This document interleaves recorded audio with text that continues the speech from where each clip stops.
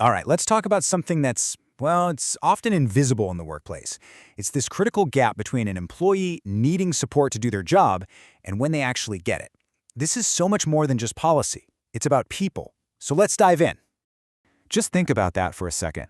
Imagine your ability to do your job, to be creative, to succeed, was just put on hold, and it was all because of a process that was completely out of your hands. How would that make you feel? Honestly, how long could you put up with it? Well, here's the thing. For millions of disabled employees, this isn't some what-if scenario. It's their day-to-day reality. It's this hidden weight that creates these huge and frankly unnecessary roadblocks to success. And let's be really clear here. We're not talking about minor inconveniences. These are systemic barriers that literally stop talented, skilled people from being able to contribute their best work. It's a fundamental issue of fairness.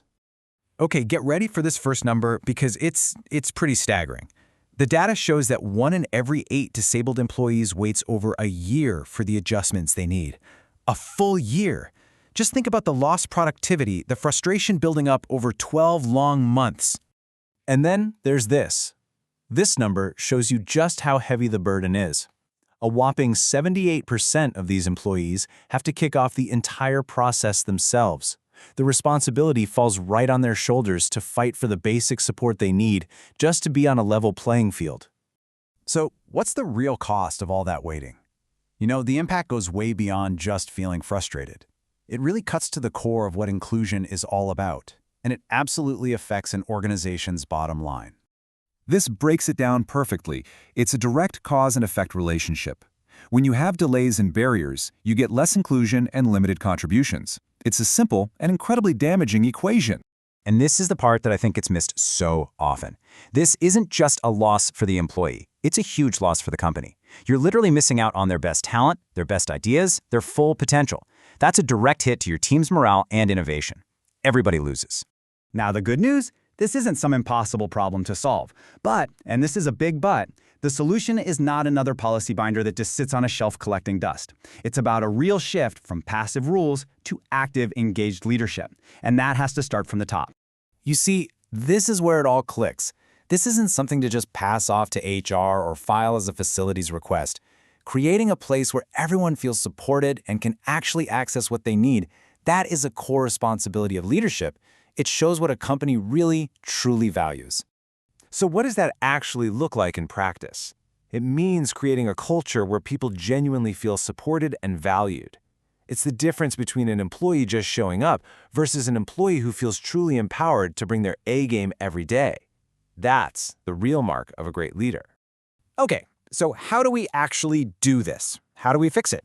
Well, the path to closing this gap can really be broken down into 3 clear, actionable steps that any leader can start thinking about right away. First up, act early. Don't wait for a small issue to snowball into a crisis. Be proactive. Second, provide the right support, not just any support. This means you actually have to listen and find a solution that fits the person. And third, you have to look at the system itself and get rid of the barriers that are causing these delays in the first place. And please, can we just stop with the one-size-fits-all approach? It's so important. Every single person's situation is different, and so are their needs. A cookie-cutter policy isn't just ineffective. It basically signals that you don't really care enough to understand. You know, when you boil it all down, it comes back to this one simple, powerful idea. True fairness, true effectiveness, it's about providing the right support for the right person at the right time. And the right time is as soon as it's needed, period. This is it. This is the mission. This is the call to action. We have to be intentional about closing this adjustment gap, making sure every single employee has what they need to succeed without these ridiculous delays. So I'm going to leave you with this question. It doesn't matter if you're a CEO, a team lead, or a colleague. What's one thing you can do, starting tomorrow, to help close this gap in your own workplace? Because making a place truly inclusive, well, that's on all of us.